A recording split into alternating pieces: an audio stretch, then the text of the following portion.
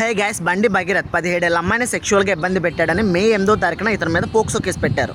Case పెట్టిన 8 రోజుల తర్వాత పోలీసులు ఇతను అరెస్ట్ చేశారు. జనరల్గా కేసు విషయంలో నిందితుడు ఎక్కడున్నా సరే వెతికి పట్టేసుకుంటారు. ఒకవేళ తను దొరకకపోతే పేరెంట్స్ అయినా సరే పోలీస్ స్టేషన్ తీసుకొస్తారు. కానీ ఇతను ఒక మినిస్టర్ కొడుకు అవడం వల్ల 8 రోజులు పట్టిందా లేకపోతే ఇంకేదైనా ఉందా? మొన్న అంటే మే 16వ తారీఖు ఈ బండి భగీరథ్ పోలీసులకు దొరికేశాడు. ఈ కేసు విషయంలో ఎలాగైతే 2 వెర్షన్లు ఉన్నాయో, ఒకటి అమ్మాయి తరపున, ఒకటి బండి భగీరథ్ తరపున. ఇప్పుడు ఇతన్ని పట్టుకోవడం వెనకాల కూడా మళ్ళీ 2 వెర్షన్స్ ఉన్నాయి.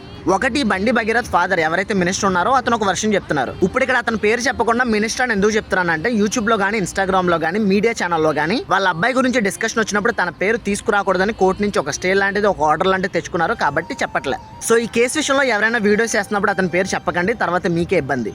ఒకటి బండి భగీరథ్ వాళ్ళ ఫాదర్ ఏం చెప్తున్నారంటే, మా దగ్గర గట్టి సాక్ష్యాలు ఉన్నాయి, గట్టి ఆధారాలు ఉన్నాయి, అందుకే లాకి తల వంచి మా అబ్బాయిని మేమే అప్పచెప్పామని చెప్పి వాళ్ళు చెప్తున్నారు. అండ్ ఇంకో వెర్షన్ లో పోలీసులు ఏం చెప్తున్నారంటే, లేదు మేమే వాళ్ళని ట్రేస్ చేసి పట్టుకున్నామని చెప్తున్నారు. ఇందులో ఎవరు నిజం చెప్తున్నారు అనేది ముందు తెలుస్తుంది.